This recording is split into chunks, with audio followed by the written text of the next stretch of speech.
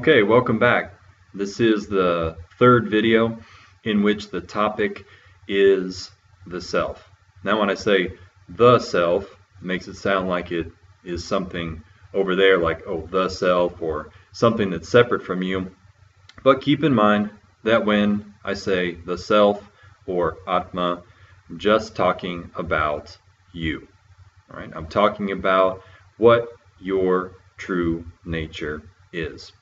Now, we've been kind of working with this definition up until this point, and some of the things that we've said about you, about what you really are. In fact, we've said that you are non-dual, unchanging, independently existent consciousness. And that might sound weird.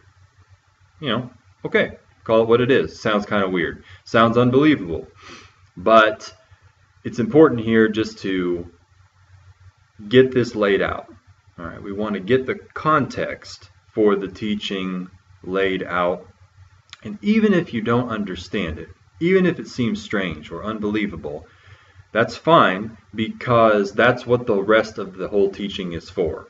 We're going to tell you who you are and tell you what you are, and then give you the tools in the course of the teaching to investigate these statements and see how they're true. So this is the third video about you, about the self. And it might seem like we're kind of taking our time here with each word. It may seem, I don't know, maybe you're anxious to get into the text. Maybe, and I think I would be, but like I said, context here is really important. So we want to make sure that we set up the stage, all right? We know what we're talking about here. If Tattva Bodha is self-knowledge, then let's talk about what the self is first. And like I said, it is taking a little bit of time to unfold this definition.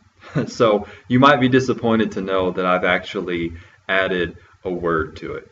All right, so now the definition of the self is non-dual consciousness, the unchanging, indivisible, independently existent, eternal, infinite, imperceptible essence of everything, ever free of all action and experience. Now, when I originally was formulating this definition, I had the word indivisible in there, but it's lengthy, so I tried to cut out anything that I thought I could get rid of. And I took indivisible out because I felt like it was implied by some of the other terms. So, all right, thought it can go. But after talking through these last couple of videos and looking at the definition some more, I figured it would probably be a good idea to explicitly state the fact that the self is indivisible. But before I do that, before we talk about that, I want to say again that when I say that I formulated this definition, it does not mean that what the self is, or the discussion about the nature of what the self is, that did not come from me. Okay? I actually based this definition on a definition that Swami Paramarthananda does, and I just took it and changed it, modified it, added a few things to it. And he did not invent that definition either. Okay, I'm not responsible for this. Swami Paramarthananda is not responsible for this. Why is that? Because Vedanta is not a personal teaching. Okay, it's not invented by me or any other teacher. All we're doing is teaching the content of the scripture. All right, these things, this definition is actually based on a definition of the self that's given in the scripture, in Tattva Bodha, later on. And Tattva Bodha, in turn, is completely based on the source texts of Vedanta, Upanishads, etc. Okay, so this definition is just me rewording, if you will, the definition of the self that's given in the Shastra, the scripture.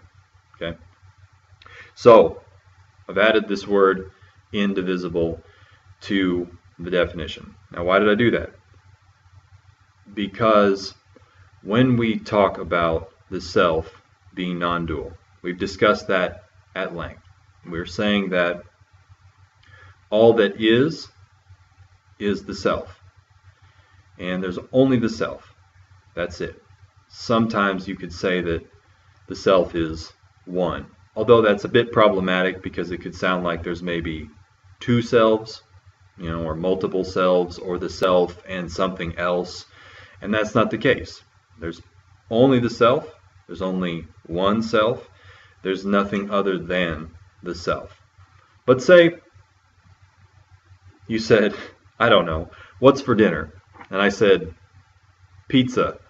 Okay? There's only one dinner, and it's pizza. And you say, well, is there more than one kind? I said, no, there's just cheese pizza. That's all that there is, And so there's only one pizza. There's nothing other than that pizza, and that's dinner. So I say dinner is one. This is all that there is. Okay? But what? We have this pizza. Even though it's one and there's nothing other than that pizza for dinner, I can always cut the pizza in 2 pieces. Or, then I can take it and cut it in 4 pieces. And then I can cut it into 8 pieces and on and on. You can keep dividing up this pizza into several pieces even though it's only one and there's nothing other than it for dinner. The self, though, isn't like that. All right, there's only the self and there's nothing other than the self. But this self cannot be divided. It is indivisible, always. I thought that was kind of implied when I said that it was unchanging. Because you can't be unchanging if you can be divided into parts. So, just to be clear though, just to anticipate any potential questions or doubts, I want to add that the self not only is non-dual, unchanging, and independently existent, but it's also indivisible. It cannot be divided into parts. All right. So that's simple enough. So we can move on here. We've done indivisible, unchanging, independently existent. The next word then in the definition is eternal. The dictionary definition of the word eternal is as follows. Because I think it's important to understand the actual meaning of the word. Because that's all we have to work with here. If we're doing a teaching, then all that we can do is speak to one another. So it's important to know what those words mean. But not only to know what they mean literally, but what they mean in context of Vedanta and what their implication is. So we're saying that Atma, the self, also known as you, is eternal. And the dictionary definition of eternal is having no beginning and no end in time, lasting forever.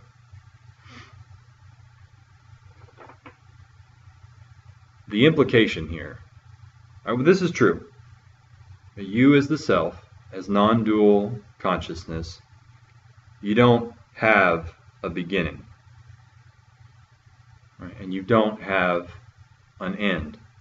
You can't say that you're unchanging if you previously weren't what you are, if you previously weren't present, if you previously didn't exist, and suddenly, boop, you come into existence. Well then, in that case, you're not unchanging. To be unchanging, you have to always be. All right? You have to always be there, and you never go away. So the alternate definition is lasting forever. So you don't come into being, you don't change in the middle, and you don't ever stop being ever.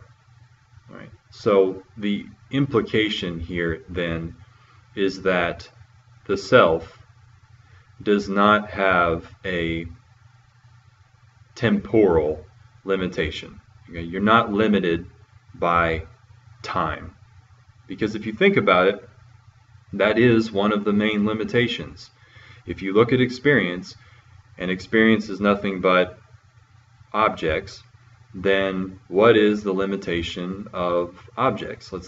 Look at your body, for instance. The limitation of your body is that it previously wasn't. Now it is. And then after a given period of time, it's not going to be again. So that's a definite limitation, one that people fear. We fear death. And then death appears to be the non-existence of your body. Right? So time-wise limitation is a big problem in that regard. It is a limitation for every other object, because you can't point to anything in your experience, whether it's external in the world, whether it is your own body, or if it's even internal in your mind. You can't point to anything and say that it isn't limited by time. Your thoughts especially are great examples, because they're just continuously coming up, stay for a small amount of time, and then gone. Right? Come up, stay for a small amount of time, and gone. Right? Everything is like that. Even stuff that seems to last for a really long time, like the earth itself, or the sun, or a mountain. You have these things that seem to be eternal because they last for a really long time, but lasting for a really long time is not the same as being eternal. Right? Eternal defies time. You can't add up a whole bunch of periods of time, okay, 1 hour plus 1,000,000 hours plus 1,000,000 hours plus 1,000,000 more hours plus 1,000,000,000,000 hours plus 1,000,000,000 hours plus 1,000,000,000 hours, etc. You add all those together, what do you get? Do you get eternity? No, you just get a really long period of time. Right? Eternity is eternity because time does not apply to it. So that's what we're saying. The self is eternal. It has no time-wise, no temporal limitation. Okay? No beginning, no end. Always is, always will be. That's it, forever. So that one's pretty straightforward. We can move on to infinite. Infinite's cool. I like this word, Infinite in and of itself means has no limits. All right, we've established that the self is eternal, so it doesn't have a time limit on it. But what's the other limitation for objects? Space. All right. If I take the object of my body, or if you take the object of your body, you can see that it is space-wise limited, because if your body's here, it's not over there. Right? You can be limited in not only time, the body's present only for a period of time. It's also limited by space, because it's limited to where it is, and it isn't where it is not. So that's also a problem, You have both time and space limitations. We're saying here infinite means having no limits, literally not being limited by space at all. It's the same thing here too. If we talk about units of measurement, you can have 1,000,000 miles or 1,000,000 kilometers, and you can add another 1,000,000 kilometers to it, and you can add another trillion kilometers to it. You don't end up with infinity, you just end up with a really long distance. Right? Or sometimes when you're a kid, you say a trillion times a trillion, you kind of try to add up these big numbers. What do you end up with? You just end up with a big long number. You don't end up with infinity, because infinity by definition defies measurement. Okay? It can't be quantified. So you have no time limitations as the self, and you have no space or quantity limitations either.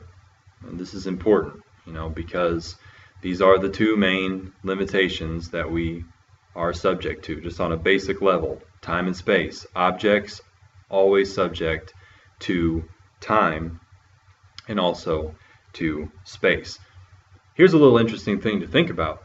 If it seems like you are limited by time and space, you have to ask yourself, How do you know that time and space exist, at least apparently exist, right? Because they're known to you. Time appears as the changing of events. And where does that happen?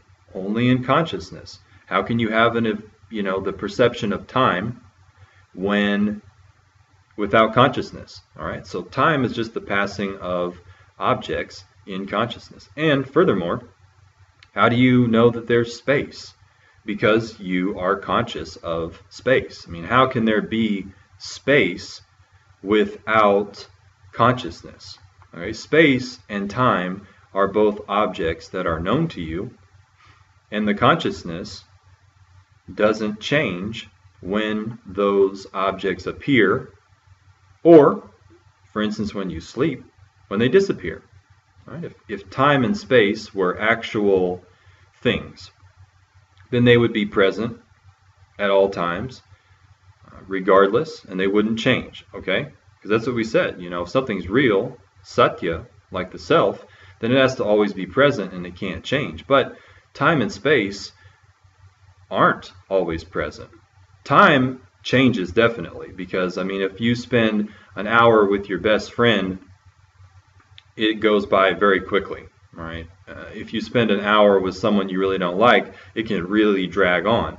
But if time didn't change, if time wasn't subjective, okay, if time wasn't dependent on your feelings and your perception of it, then an hour in a pleasant situation would be the exact same as an hour in an unpleasant situation. But it's not, right? And furthermore, there's no time when you sleep. Right? When you go to sleep, there's no time, and there's no space there either. So to say that time and space are totally constant is untrue, because they do change and they do disappear. All right? And then furthermore, they're objects that are known to you, so you can't actually be limited by them. So you, as the self, Atma, are eternal, not limited by time, infinite, not limited by space or number or quantity. And the next word in our definition, eternal, infinite, imperceptible. Now, this is an important one, because we're saying that the self, this is the dictionary definition of imperceptible. Okay, if we're saying the self is imperceptible, it says not able to be perceived. And perceive itself, the definition is means that it, is when you become aware of something through your senses. So what are we saying here?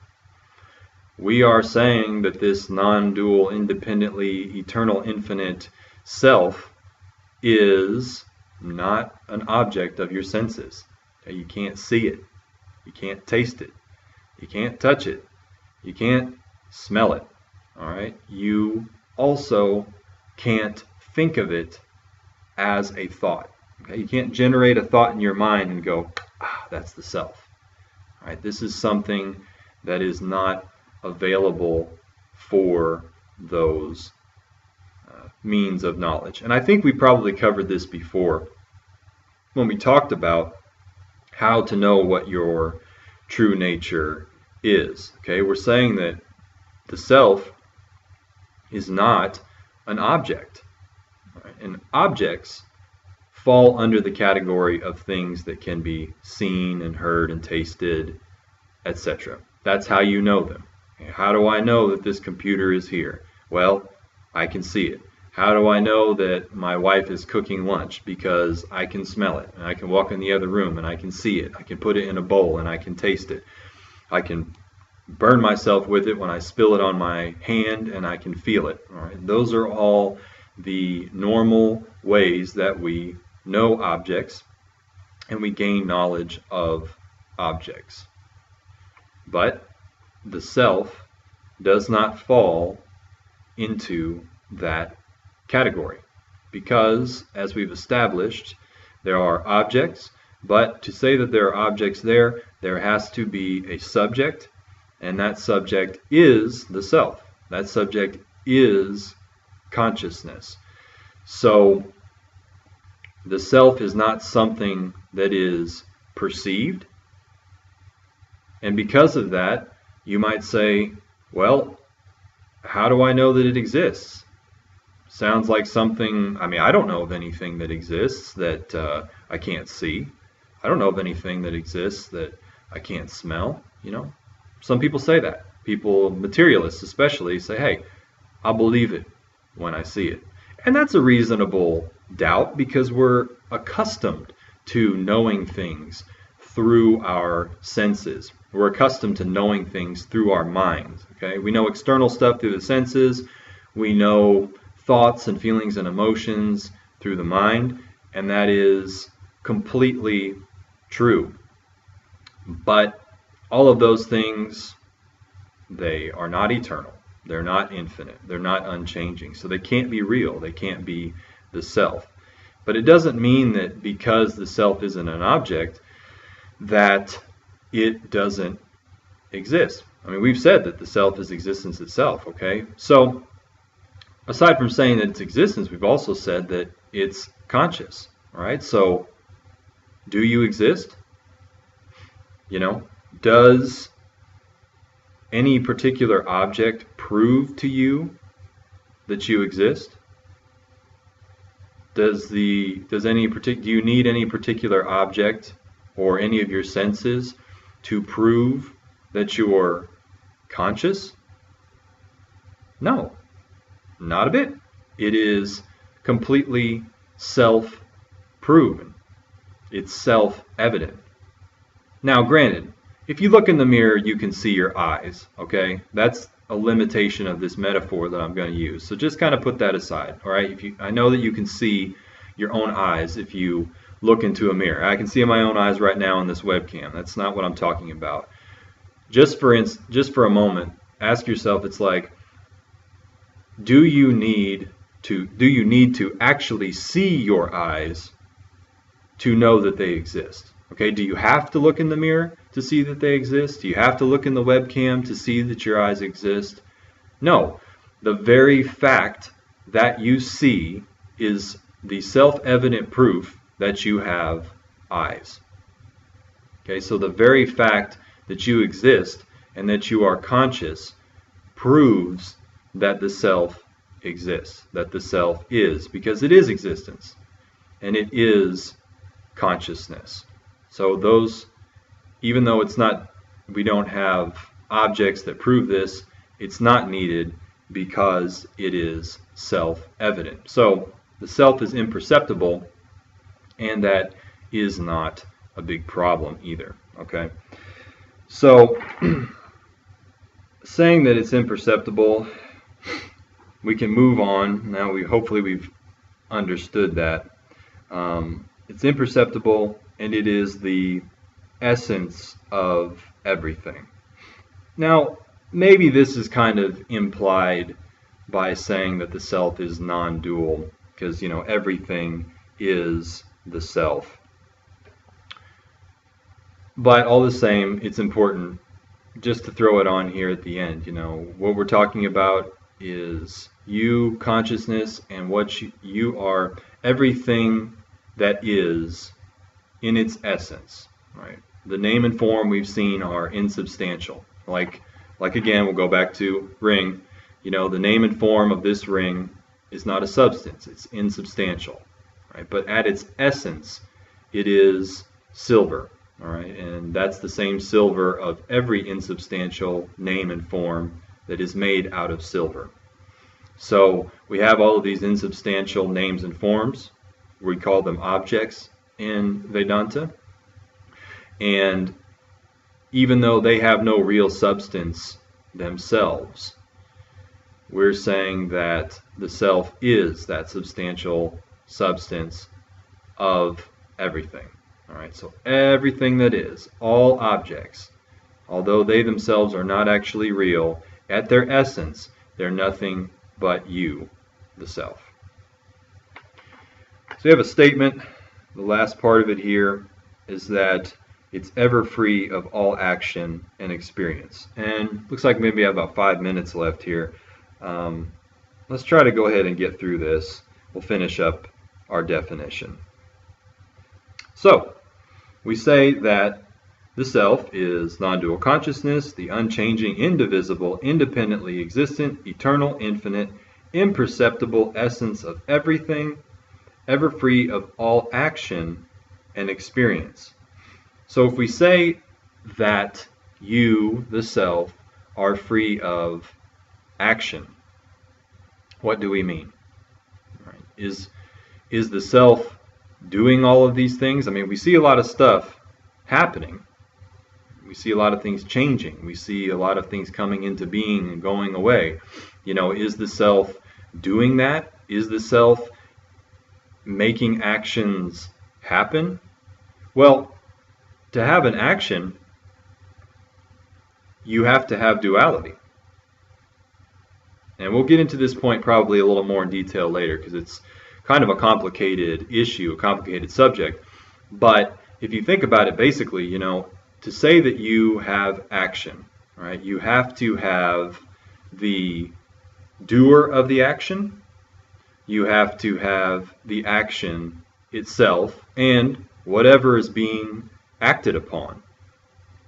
Right? If we have someone making a clay pot, you have to have the potter, the doer of the action. You have to have the substance that's being acted on, the clay, and then you have to have the action itself, which is the formation of the pot, you know, pumping the pedal, spinning the clay, molding it and shaping it.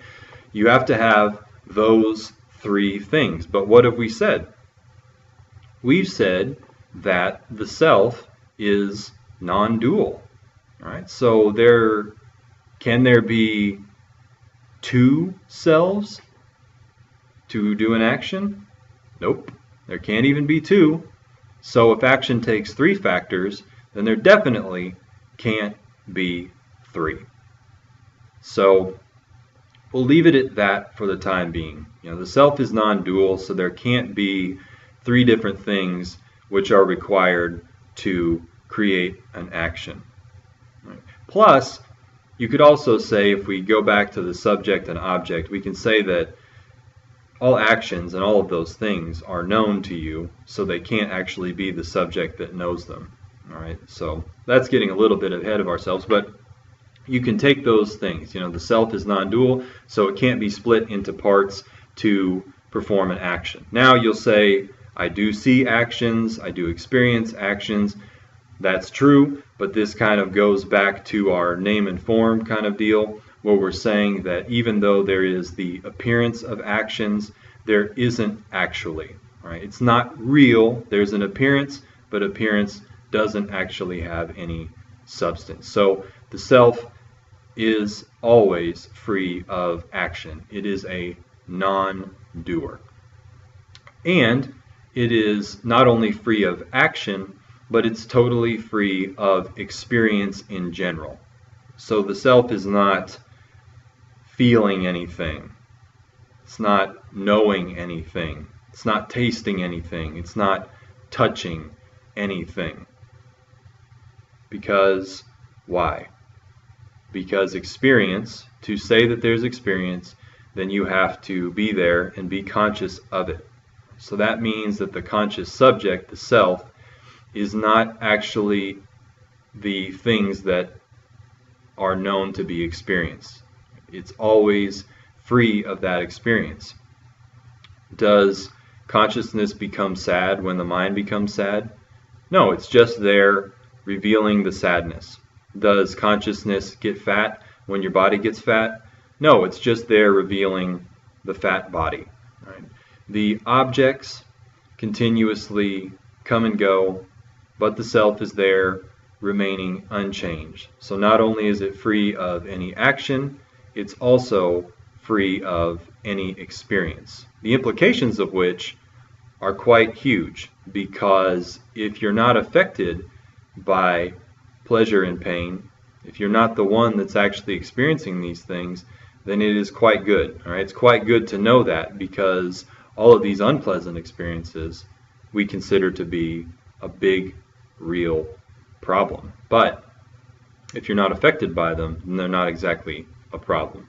And that can be hard to understand at first. It's hard to see that. And that's fine. Like I said before, we've got a whole bunch more of the teaching left. Now that we've gotten through the definition of what your true nature is, of you, the self, then we can move on further into the text. So far we've done like 4 videos on Tattva Bodha, and we've only gotten to the title. But you can see here how each part of the teaching is connected. We can take something as simple as a 2-word title and turn that into a couple hours of teaching. So in the next video, we're going to go to the invocation verse of Tattva Bodha, okay, the prayer. We're going to discuss the role of prayer and its utility, and kind of talk about what exactly it means. And I'm actually going to teach you a little prayer that we're going to recite whenever we study this Tattva Bodha. So hopefully we'll see you in the next video. Come back and we'll learn some more about this really good Vedanta text, very interesting, informative text, Tattva Bodha. Take care, everybody.